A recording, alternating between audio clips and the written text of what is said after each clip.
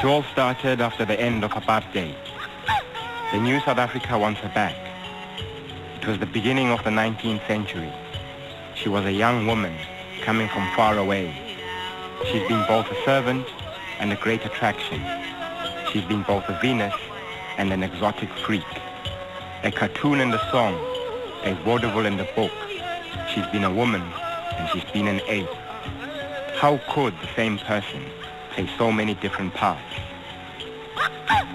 She was like a beast, drawn, measured and chopped, then preciously preserved in a French museum. Even in death, she was given no rest. Now she is in Paris, at the Musée de l'Homme. In case number 33, they keep her skeleton. Why is she considered a symbol? Her name is Sarah Baartman, and this is her story.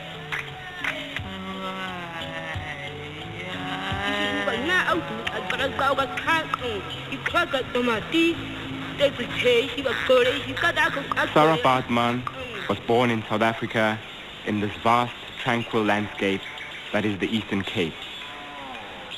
She belonged to the Khokhoi, a nomadic people who had roamed freely across this land for centuries. From north to south, east to west, they wandered in search of greener grazing pastures for their livestock. They lived in caves on which they recorded their lives and history.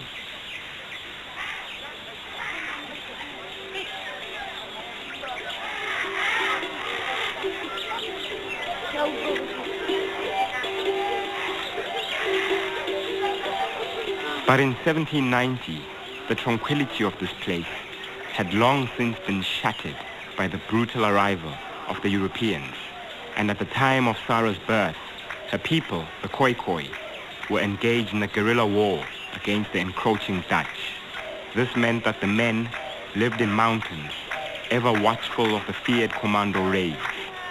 This also meant that only the women, children, and the old were left in the villages to fend for themselves. Sarah was born and grew up in a war zone. We know of the near extermination of the San, or Bushmen, by commandos from Cape Town because, as they said, the Bushmen were stealing our cattle. And so thousands and thousands of San, or Bushmen, were shot over weekend commandos, like people going hunting. There was the feeling that you could do with what you liked with these people because they weren't quite human. They were subhuman, they were near human, but they weren't us. This is an actual witness account of a Boer commando raid on a Khokhoi village. They surrounded the place during the night, spotting the Bushmen's fires. At daybreak, the firing commenced and lasted until the sun was a little way up. The commando party loaded and fired and reloaded many times before they had finished. A great many people, women and children were fired upon that day. The men were absent. Only a few little children escaped, and they were distributed among the people of the commando. The women threw up their arms for mercy, but no mercy was shown. Great sins were perpetrated that day. This is probably how the young Sarah came to Cape Town. Quel était le statut, quelle était la position exacte de Sarah Baartman dans son lieu d'origine? On n'en sait rien. Ce qu'on sait, c'est qu'elle est venue au Cap comme servante. Bon, c'était un mouvement finalement assez fréquent. Lorsque les sociétés Khoikhoi se décomposaient, finalement, les individus n'avaient pas d'autre choix que de s'engager chez des fermiers blancs et de travailler comme serviteur ou de venir au Cap et de trouver un petit travail. Bon, c'est probablement de cette façon-là que Sarah Baartman est arrivée au Cap de Bonne-Espérance. She would have been ingeboekt, contracted out to a farmer somewhere in the vicinity of Cape Town, or she would have worked for the Cape Corps itself at various public works, building roads, building buildings, doing the core washing, that type of thing. So that is well how she could have ended up on Caesar's farm.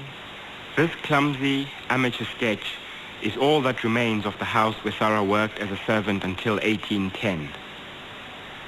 The farm belonged to Peter Cesar, a Dutch farmer. In the spring of the same year, Peter Cesar received two visitors, his brother Hendrik, accompanied by a British surgeon named Alexander Dunlop. The two men knew too well that for the past 2 centuries, Europeans had been fascinated by the Khokhoi, especially the women. This would explain their immediate interest in the 20-year-old Sarah. The Khokhoi, or Hottentot peoples of southern Africa, were particularly interesting to Europeans because they had an almost morbid fascination in the genital and special features of the Khokhoi people, especially the females. And there had long been rumors in Europe that there were some very special and interesting and unusual features about Khokhoi ladies' genital anatomy. And although it is today repugnant to us to think about such matters, these early naturalists wanted to find out for themselves, were they, as rumor had held, were they something very different and very special? Behind it, there was a mindset. And the mindset was, are these people really human?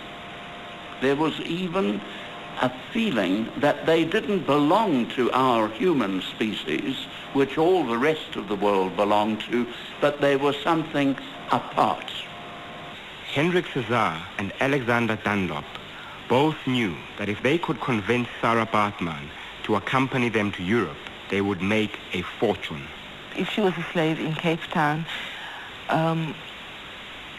she had very little choice about her life.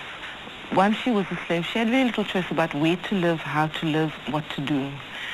It is quite perfectly possible that if it is true, as Hendrik Cesar says, that he came across her on the farm of his brother, that his brother simply gave him to her as one person would give a slave to another and say, take her. You find her bum interesting, take her and do with her as you will. Il est difficile de dire que Sarah Baartman est partie librement du Cap pour devenir célèbre et pour faire fortune en Europe, mais il est aussi difficile de dire qu'elle est partie contrainte, mais finalement dans les fers, vers l'Europe. Je crois que la réalité est plus complexe et témoigne finalement de la réalité coloniale au Cap au début du 19e siècle. Ce qui s'est passé probablement, c'est que deux impresarios ont profité de sa crédulité pour lui faire signer un contrat, pour lui faire miroiter le fait qu'elle deviendrait riche et célèbre et qu'elle pourrait revenir après au Cap. Pourquoi ça marchait si bien finalement ça? Sans doute parce que les conditions économiques dans lesquelles vivaient les Khokhoi au Cap au début du 19e siècle étaient tellement déplorables que certains individus, comme Sarah Baartman, percevaient, voyaient ce voyage en Europe comme une possibilité d'émancipation économique, comme une possibilité de sortir de leurs conditions finalement économiquement serviles.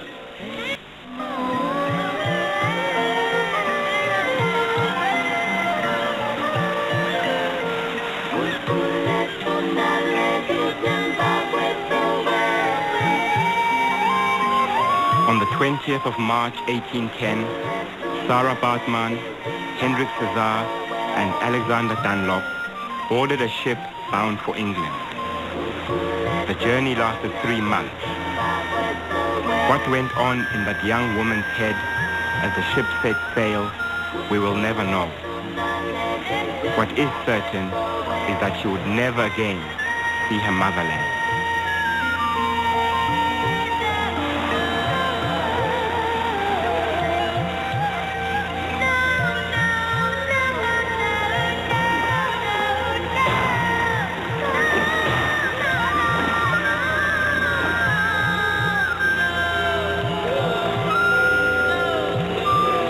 Sarah Baartman arrived in London in June 1810. England had abolished the slave trade just 4 years earlier. As a young black woman, what were her prospects? When Saatchi turned up in this country, their black population was still mostly living in London and the seaports in various states. On one hand, you can say that the majority of the black people here were of the status which is known as slave servants, that midpoint of servitude, and that's just a fact. On the other hand, you can look at the writings of a noted socialite like Mrs. Hester Piozzi, who noted 8 years before Saatchi turned up in London that there were black ladies in all their finery in the pit at the opera, attending the opera house. At the same time, she also noted black children playing in the squares with their nurses. So although there was a concessionary number of black people who managed to move through society with relative ease, the majority of the community were in some sort of servitude or some sort of beggary. Uppermost in Hendrik Cesar and Alexander Dunlop's minds was to profit from their rare specimen. They approached William Bullock, the keeper of the Art and Natural History Museum. They offered to sell him Sarah Baartman and a giraffe skin. Bullock bought the giraffe skin but refused to buy Sarah. Apparently Dunlop panicked and asked Cesar to buy him out of their deal. Cesar, believing he was onto a huge money spinner, began to put his plan into action. They thought she was a freak because she was different from English women or Scottish women, women in the British Isles whom they knew well. She was different because she had a larger buttocks than one would find in most British women, and for this they considered her to be freakish. If you were looking at her in Khokhoi society in the Cape, you would have said, oh, there's nothing special about her. She is a member of her population, no different and not freakish at all. Sarah Baartman's appearance in London was the first physical confirmation of this semi-mythical phenomena which had been in the minds of English travellers and French travellers even more so for nearly 200 years. They knew this was odd, but this was the first exhibit, and it was a time, as I say, when we were looking for whatever was new. Piccadilly was even then a popular entertainment area in the big metropolis. Of all the various thrills on offer, freak shows were the biggest attraction. Freak shows really started in royal courts. Anything that was different in any nation was taken to the king. We've got them recorded in France in the 1400s. Queen Henrietta Maria in this country had a dwarf who was 18 inches high as her jester. And if you look at Velázquez paintings, the imperial court of Spain and Portugal kept dwarfs who used to play with the royal children, but they were also royal jesters. Now, inevitably, such people sought income outside the court. They often weren't paid inside the court. And what they did was simply to take to fairs and circuses. We exhibited sapient pigs, sapient horses, fleas that could fight, women who were bears, bears who were women, pigs dressed up as women. Anything went. You could not imagine anything in your mind that was not horrific enough or outlandish enough to be exhibited in return for money. On the 20th of September 1810, Hendrik Cesar published an advertisement in the Morning Post. Just arrived from the banks of the river Hantus on the borders of the Khokhoi in the interior of South Africa, a most correct and perfect specimen of that race of people. From this extraordinary phenomenon of nature, the people will have an opportunity of judging how far she exceeds any description given by historians of that tribe of human species. She has been brought to this country at a considerable expense by Hendrik Cesar. Sarah Baartman's show, at 2 shillings per head, was an immediate success.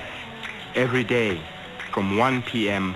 until 5 p.m., large crowds would gather at 225 Piccadilly Street. The extraordinary thing about her exhibition is that somebody drew a cartoon of it. It's in the style of Rowlandson. It may even have been a sketch by him. There stands this young Khokhoi woman on a plinth. She looks noble, she looks elegant, she's topless, she's got the traditional hose-type apron in front of her. She is looking straight forward. At her foot kneels a woman, peering under her apron, trying to see the pudenda. In front of her are Scottish soldiers. Why did the artist choose Scottish soldiers? Because they wear kilts. Short kilts in this cartoon. And they have long sporrans over their pudenda at the front. But a dog is at the back, sniffing eagerly up the skirt of a kilt of the Scottish soldier as he tries to do the same thing to what the man at the time probably thought was a noble savage. It's a good lesson, and the sympathies of the cartoonist are entirely with the person being exhibited and not with the gawping crowd. Oh, have you been in London town? It's rare it is to see. There amongst the ladies of renown, the most renowned is she. In Piccadilly Street so fair a mansion she has got, on golden letters written there, the Venus Hottentot. But you may ask, and well I ween, for why she tarries there, and what in her is to be seen than other folks more rare. She has, though strange it be, large as a cauldron pot, and that is why men go to see the lovely Hottentot. Now this was shown for many a day, and eke for many a night, till sober folks began to say that all could not be right. Some said this was with her good will, and some said it was not, and asked why they did use so ill the Lady Hottentot. From the depictions of cartoonists and songwriters of the day, one would imagine that Sarah's show was one of the most comical and hilarious of London's many attractions. This was not the case. After witnessing the exhibition, a journalist for the Times newspaper reported, "The exhibition took place on a stage raised about 3 feet from the floor, with a cage or enclosed place at the end of it. The Hottentot was produced like a wild beast and ordered to move backwards and forwards and come out and go into her cage, more like a bear in a chain than a human being. When she refused for a moment to come out of her cage, the keeper let down the curtain, went behind, and was seen to hold up his hand to her in a menacing posture. She then came forward at his call and was perfectly obedient." It's interesting to note that the Anti-Slavery League and the African Institute in London at that time, which was very strongly abolitionist in favor of abolition of slavery, took up her case, and there was a major press controversy about the degradation which was being made on this poor lady who had been brought from South Africa and was now being demonstrated. She was extremely ill, and the man insisted on her dancing. The poor creature pointed to her throat and to her knees, as if she felt pain in both, pleading in tears that he should not force her compliance. He declared that she was sulky, produced a long piece of bamboo and shook it at her. She saw it, knew it. Between the 10th and the 29th of October 1810, the Examiner, the Morning Chronicle, and the Morning Post published a series of letters expressing shock at Sarah Baartman's exhibition. "I allude to that wretched object advertised and publicly shown for money, the Hottentot Venus. I think, sir, that the air of the British Constitution is too pure to permit slavery in the very heart of the metropolis. Your obedient servant, an Englishman. I am, sir, yours, Humanitas. I am, sir, yours, a white man." Hendrik Cesar's response followed shortly afterwards in the Morning Chronicle. He claimed that the Hottentot Venus was a willing participant in the show, that she was getting a fair share of the profits, and that anyone who could understand her language would hear from herself that she is treated with the utmost humanity, kindness, and tenderness.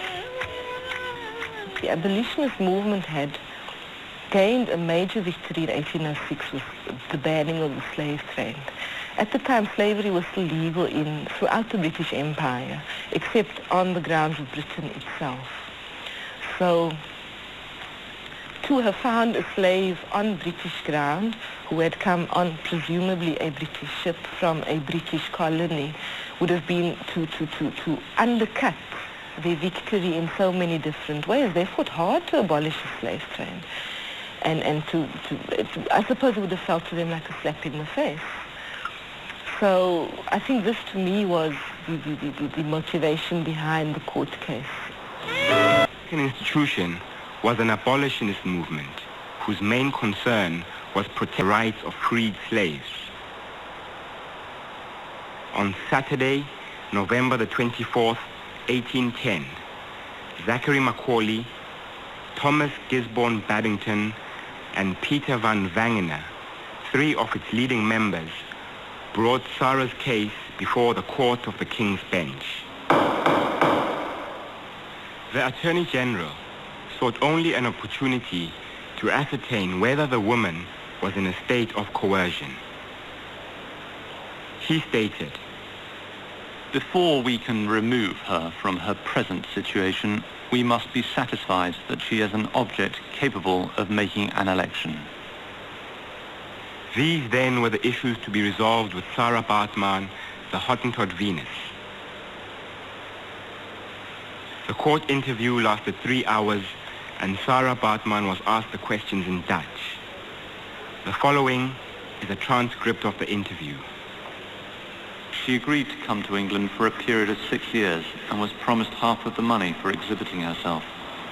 Mr. Cesar promised to send her back home after that period at his own expense.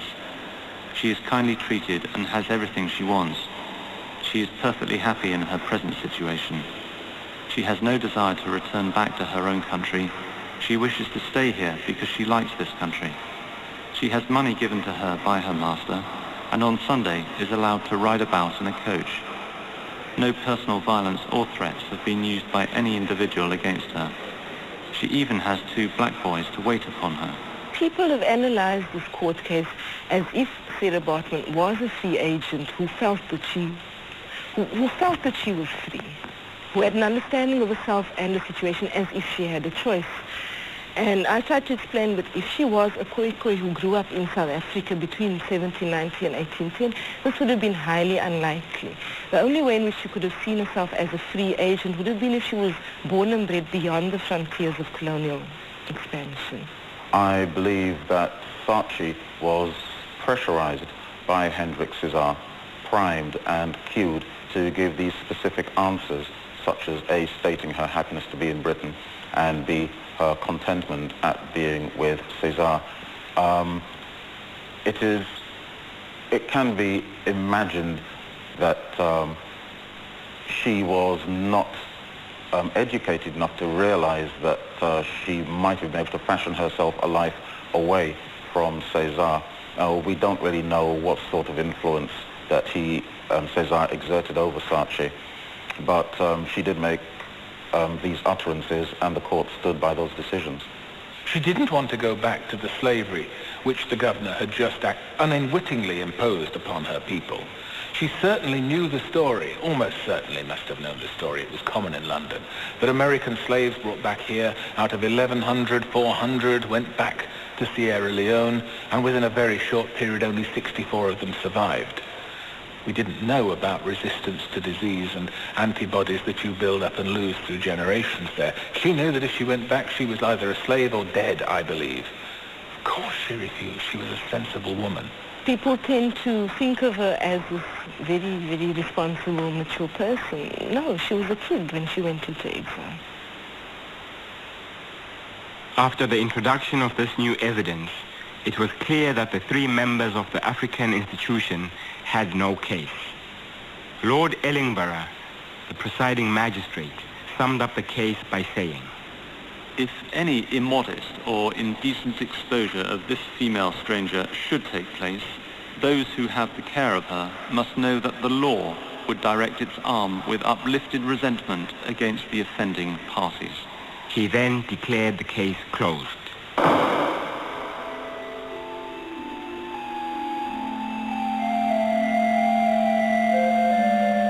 A few days after the verdict, Sarah Baartman and Hendrik Cesar disappeared from London stages. They reappeared 1 year later in Manchester.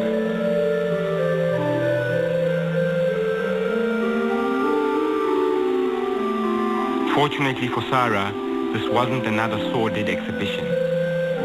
She was baptized on the 7th of December, 1811.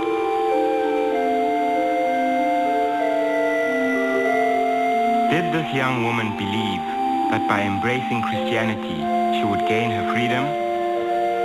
Or did Hendrik Cesar believe that baptizing his Hottentot Venus would gain him respectability? We will never know.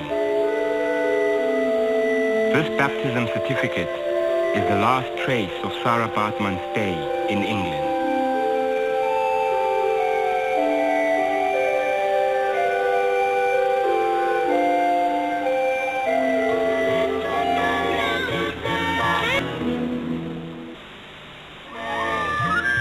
It will be nearly 3 years later that Sarah and Hendrik Cesar reappear. In 1814, they left England for France. Why did Sarah accompany Cesar? Was she under the illusion that she was returning home?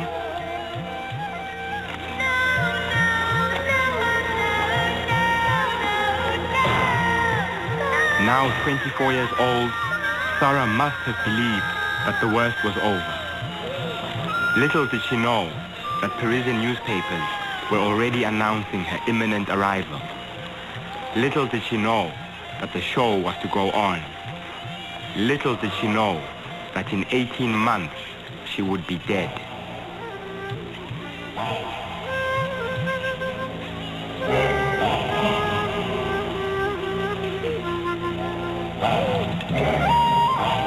Sarah Baartman est la première femme Khokhoi, le premier Khokhoi qui arrive en France. Il y avait déjà eu d'autres Khokhoi ailleurs en Europe à l'époque antérieure, mais en France, c'est la première Khokhoi. C'est évidemment pas la première africaine à arriver en France. Il y avait déjà toutes sortes d'Africains en France à cette époque-là. Il faut comprendre le contexte, cependant. Hein. L'esclavage n'était pas aboli, il était loin d'être aboli encore en France à cette époque. Le contexte politique, c'est un complexe très trouble.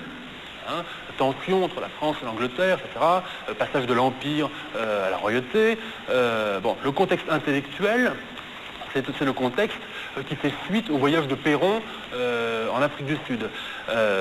Dans le contexte politique de l'époque, les savants sont ballottés d'un camp à l'autre. Bon, certains des savants qui examinent Sarah Baartman en mars 1815 sont des gens qui ont participé à l'expédition égyptienne de Napoléon. Bon. Donc il y a tout un contexte extrêmement trouble au plan politique, au plan intellectuel, présence d'Africains en France, et c'est là-dedans, dans ce contexte, que Sarah Baartman arrive en France et fait scandale, en quelque sorte.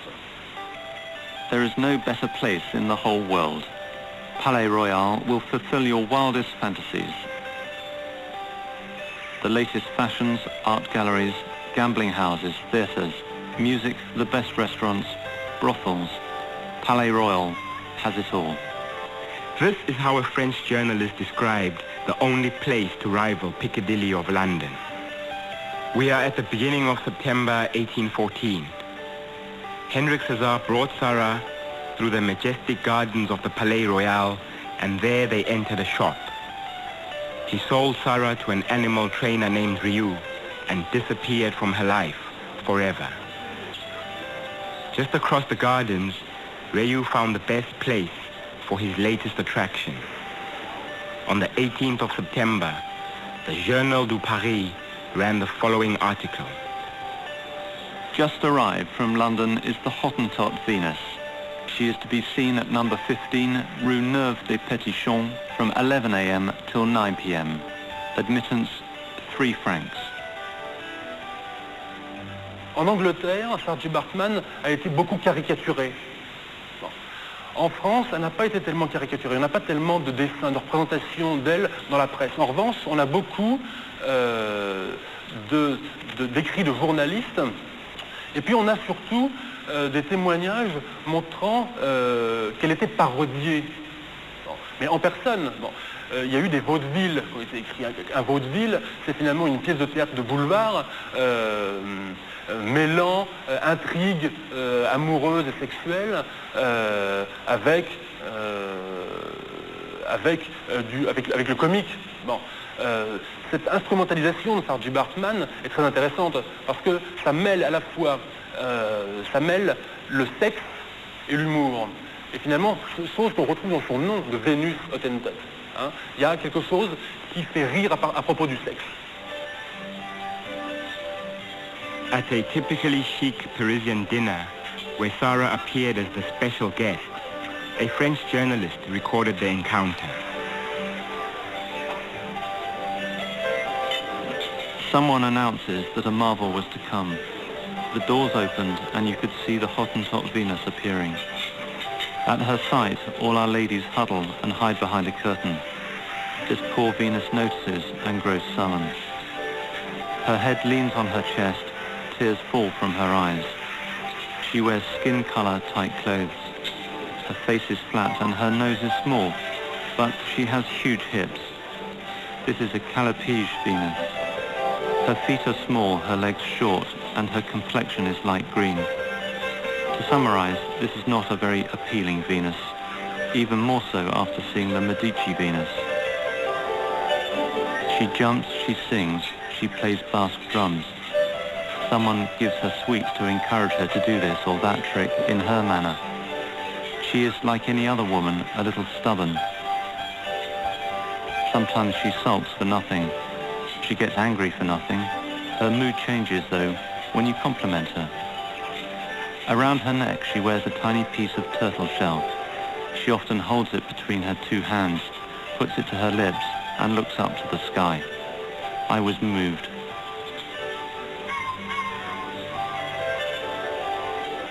When the exhibition was over, I offered this stranger a ride home, so that she could recount her own story.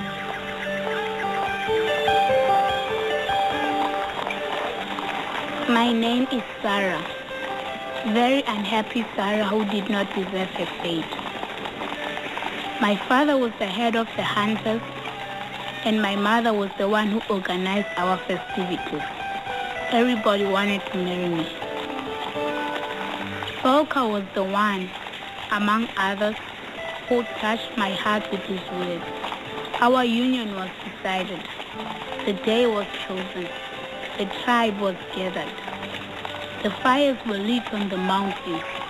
It was these fires that betrayed us. A terrible battle broke out. I was separated from my companions. Alas, I will not ever see again this sacred land. Poor Sarah, your husband, your father, your family, everyone is lost.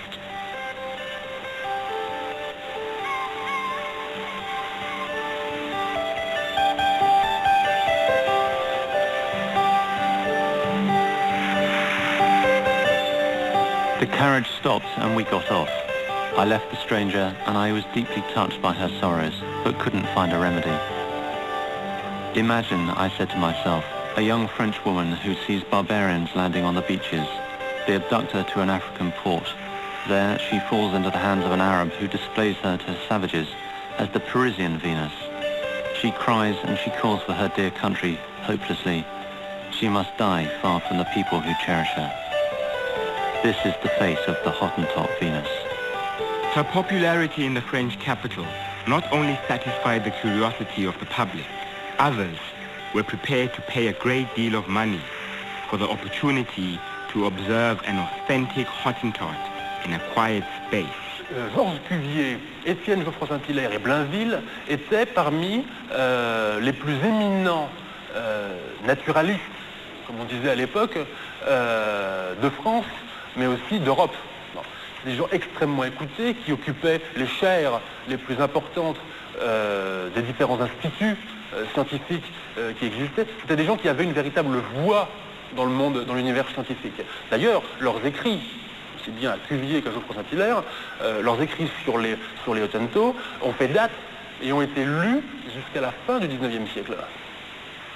In the cold spring of 1815, Sarah Baartman was observed by Georges Cuvier, de Blainville and Geoffroy Saint-Hilaire at the Jardin du Plant.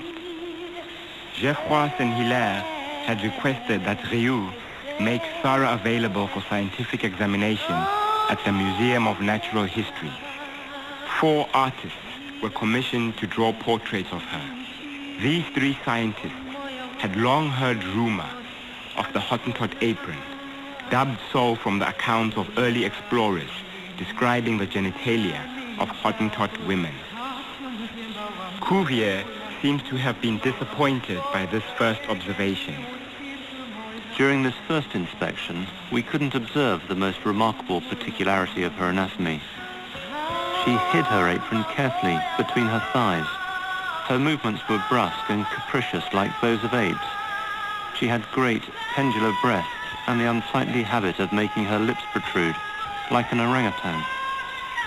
Her thigh bones were heavy and short like an animal's. Her upper thighs were spindly and delicate like those of apes, dogs and other carnivores. De Blainville's account is different, however, and is unique in revealing something of what actually went on during those 3 days that spring.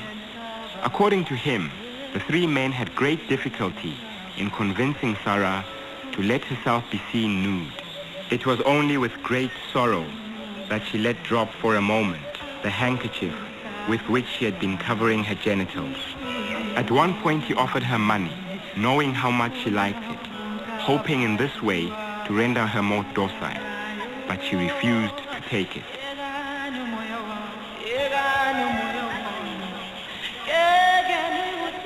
After the 3 days of observation at the Jardin du Plant, Saint-Hilaire, at the request of Riou, wrote a certificate detailing his account of the observation. He wrote, "This woman presents a singularly remarkable trait, the prodigious volume of her buttocks. But we will not dwell on this feature, as it can be noticed through direct observation. We noticed that when female apes have disorders in their menstrual cycle, this disorder makes them develop buttocks proportional to the ones we noticed on the Hottentot woman.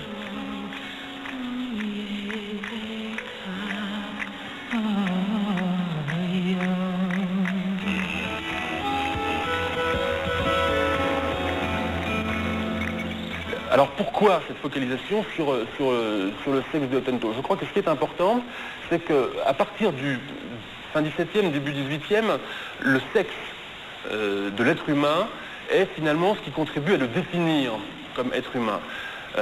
Si des êtres humains présentent une difformité, une monstruosité au niveau de leur sexe, ça en fait moins que des hommes. Ce ne sont plus tout à fait des hommes, ce sont des monstres. Ce sont peut-être une autre race d'hommes, une autre espèce d'hommes, c'est quelque chose d'autre. Bon.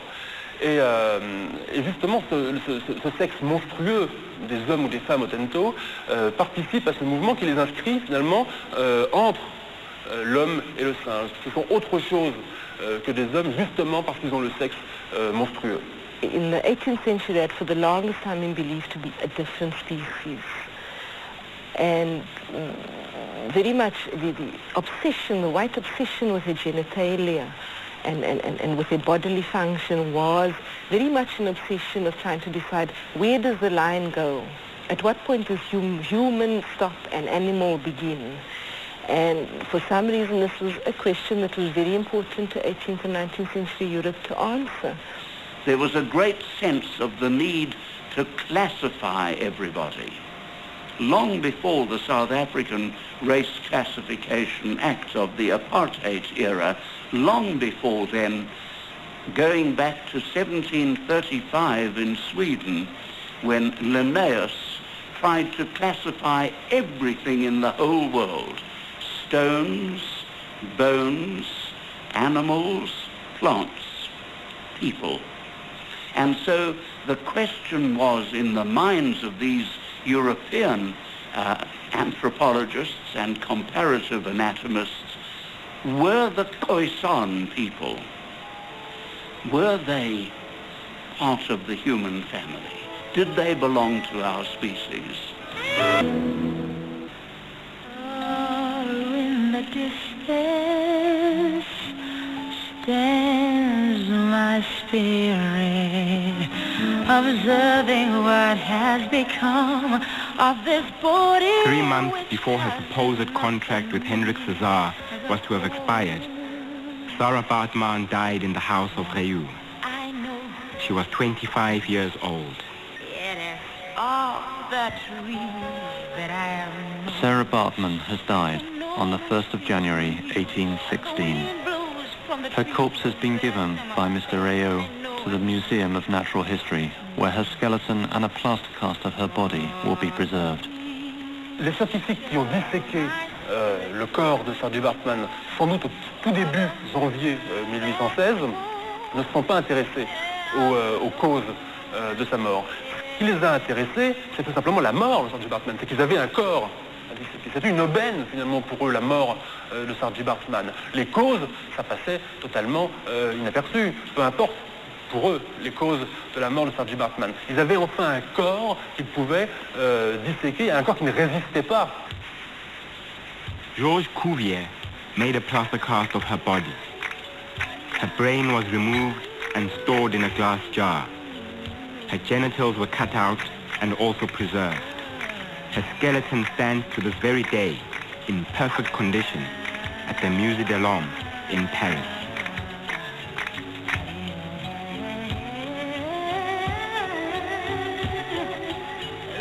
After his dissection, Cuvier presented his findings to the Academy of Science. I have the honor of presenting to the Academy the genitals of this woman, prepared in such a way as to leave no doubt about the exact nature of the Hottentot apron.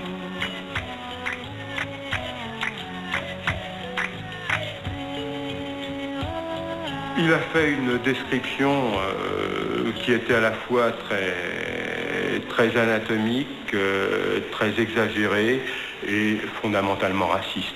Il est clair que la description de l'autopsie de Sarah Baartman par Cuvier est un des meilleurs témoignages de l'omniprésence des préjugés dans toute activité scientifique et de la manière dont les observations peuvent être déformées. Parce que quand vous regardez ici Sarah Baartman, vous regardez son squelette, c'est un squelette de femme moderne comme n'importe quelle femme d'aujourd'hui. Elle n'a absolument aucune particularité autre que sa petite taille. Et dans des quantités de population, on a des hommes et des femmes qui ont une taille aussi petite ou plus petite que celle de Sarji. Scientific racism originated very much in the post-Sarah Baartman period. Like I say, it was built on her body. These forms of conclusions, this type of theory was built upon the body of her and the many women that followed her. I mean, there have been at least another 5 Hottentot Venuses in the 19th century. Sarah Baartman's skeleton and plaster cast were on public display at the Musée de l'Homme until 1974. Surprisingly though, her brain and genitals have disappeared. Is it possible that Sarah's missing organs are here, among these many anonymous bottles, still under the watchful eyes of Georges Cuvier?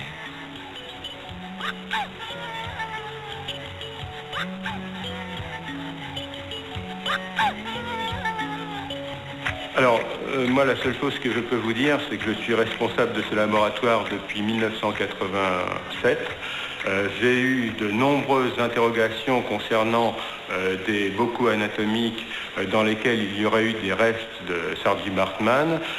Nous n'avons pas ça dans nos collections ici. Alors, cela a certainement existé puisqu'on en parle tellement, mais je ne sais pas ce que c'est devenu. Quand le laboratoire d'anthropologie du Musée de l'Homme a été créé, une partie seulement des collections qui étaient au laboratoire d'anatomie comparée et au précédent laboratoire d'anthropologie au Jardin des Plantes ont été déménagées ici. Et en particulier, les pièces anatomiques généralement, sont restées au Jardin des Plantes.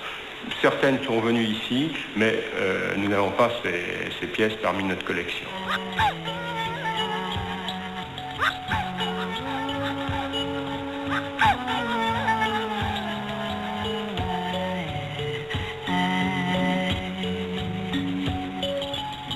Oh, she must be buried, of course. She must be buried. Khokhoi religious belief would say that her soul cannot be at rest until her body is respected. I mean, to put her in a glass case, to chop a body up to pieces and put various parts of it in various glass cases and let people come see it, there is just no way it can be respectful. In Khokhoi culture, it is not respectful. And certainly, although her soul has left her body, in Khokhoi religious belief, the body itself has to be the focus of certain religious observances. The very fact that these observances have not taken place for almost 2 centuries, it's wrong. It is bad. It is bad for her spirit, and it is bad for the spirit of everyone that had a hand in it. We are negotiating with the French museum and governmental authorities, and the negotiations at this moment are still ongoing.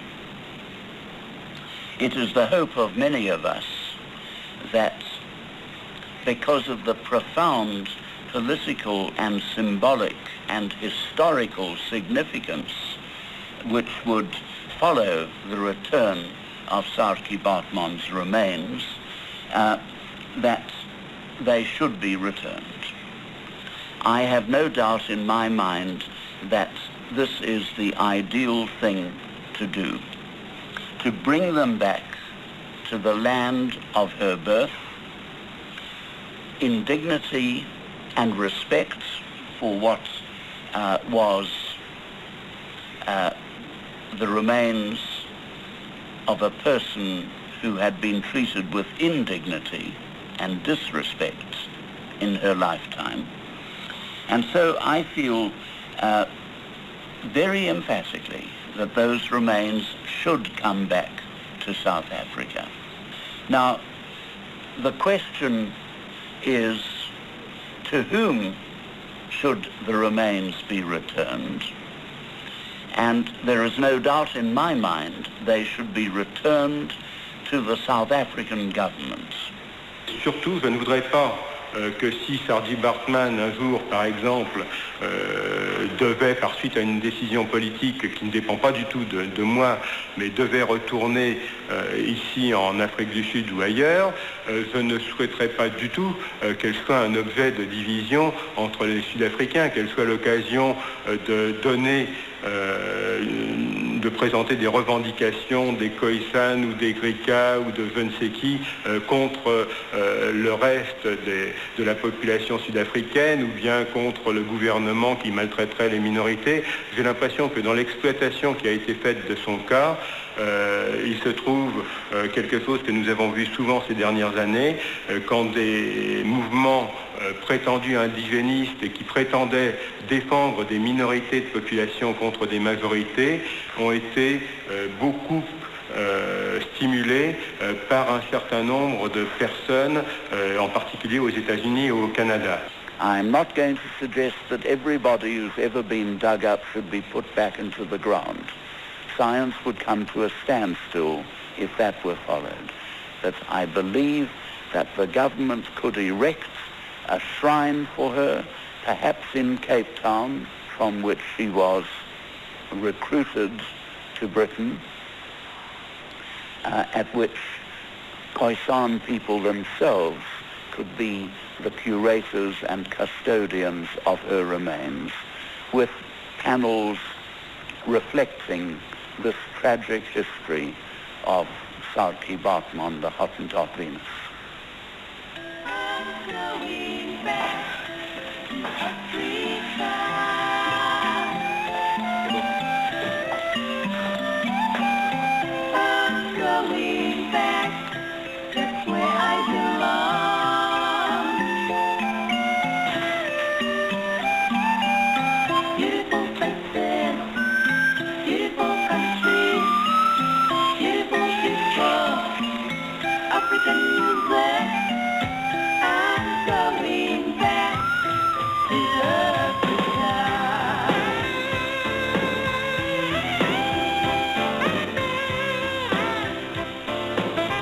The differences between the South African government and the descendants of the Khoi people over who owns Sarah Baartman have been resolved.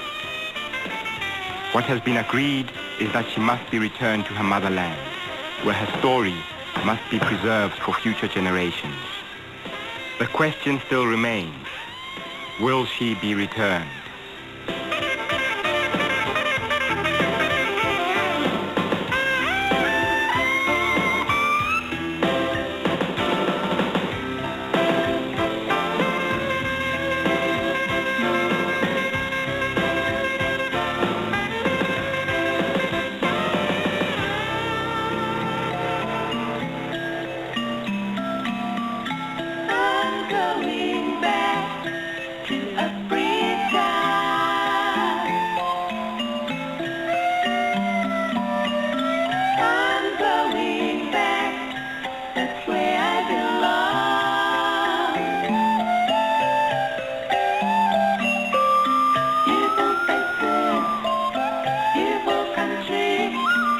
Beautiful